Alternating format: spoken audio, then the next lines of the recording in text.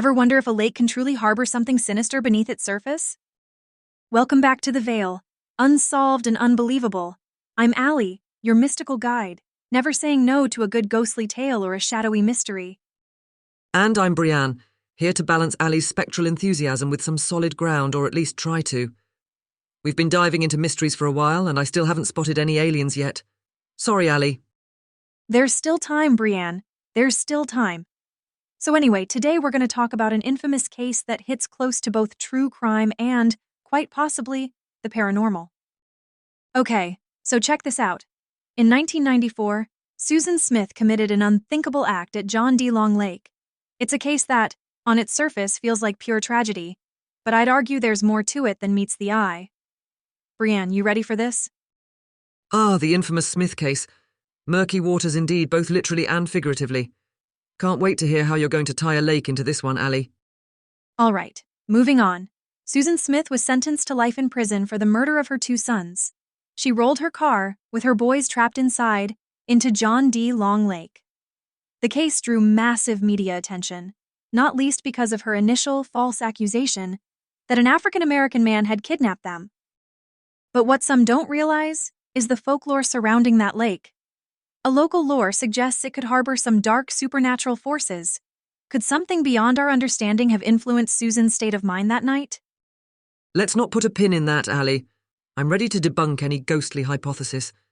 Remember, Susan's mental state was already fragile, dependent personality disorder and major depression, documented well in her trials. Sure, but hear me out.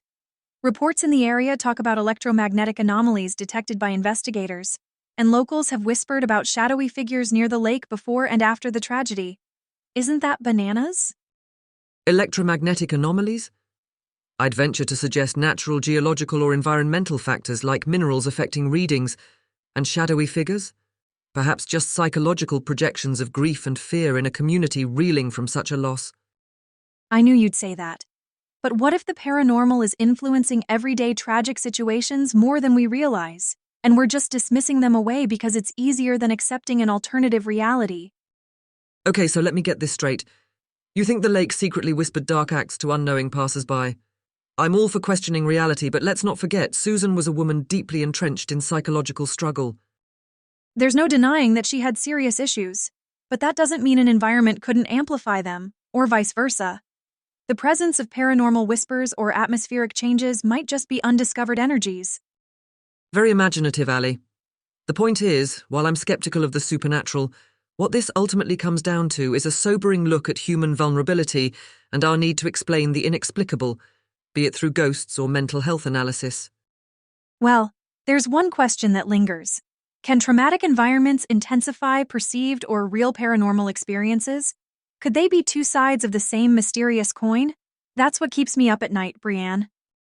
And meanwhile, I'm more invested in how we can better support people like Susan, ensure mental health care reaches those in precarious places, so these tragedies become fewer and far between. That's fair. And you know what? While we ponder these big cosmic questions, why not listen to Union, South Carolina by Red Star Belgrade? It draws from Susan's story and reminds us there are many ways to process and understand what can sometimes seem simply unbelievable. Whether you're on Team Skeptic like me or Team Believer with Allie, we hope we've sparked some curiosity today. Keep questioning and exploring, dear listeners. Until next time, this is The Veil, signing off.